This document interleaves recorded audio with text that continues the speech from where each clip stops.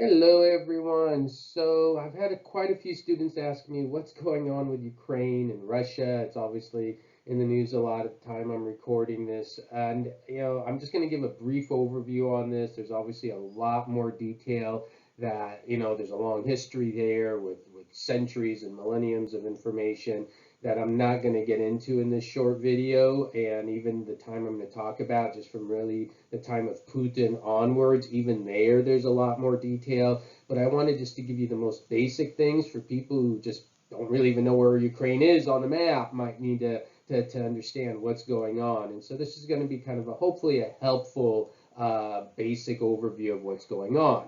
So we're going to start with Putin. And so Putin, for those of you who don't know, Putin was former KGB. The Soviet Union, of course, falls in 1991, the end of the Cold War, and Putin was elected president. Not right away. There was, of course, Boris Yeltsin, and so he's not going to be elected president until the year 2000. And when he's elected president in the year 2000, he's elected for two terms, 2000 and 2004.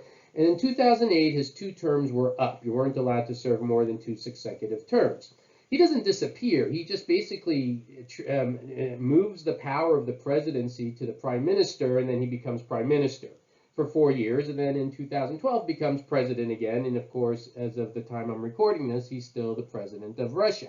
And, he is objectively an authoritarian ruler. He changed the laws in Russia unilaterally. He cracked down on free media. He had every element of this authoritarian ruler. He's basically been the guy in power for over 20 years, and that in itself is never a good sign.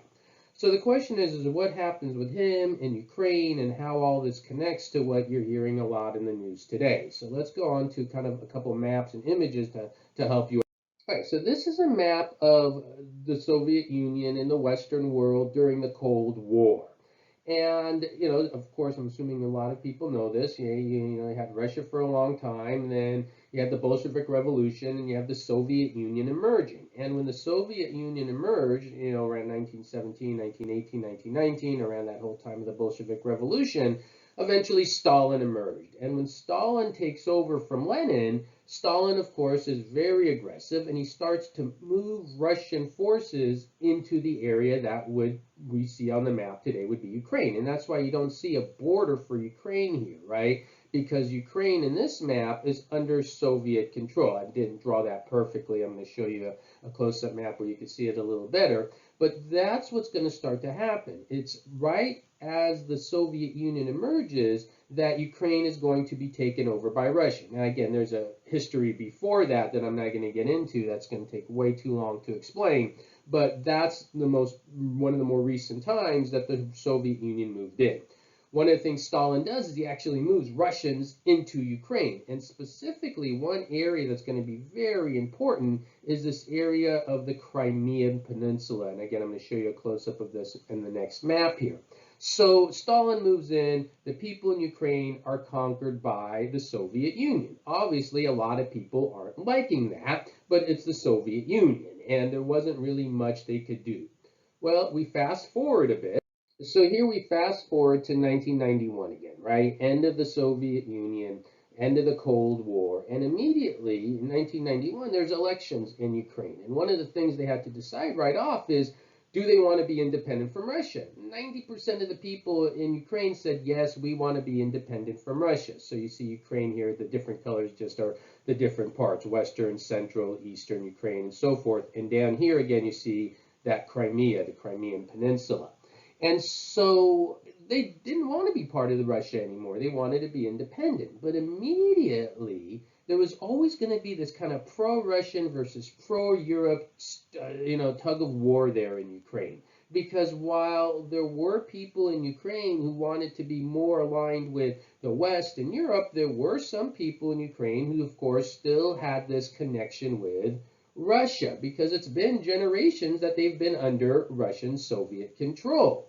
So, they have these elections, and at first things were, I guess, going okay, but eventually we get to 2004. And in 2004, things start to get really crazy. They have an election there, and in this election, there was a pro-Russian guy running and a more pro-European guy running, right?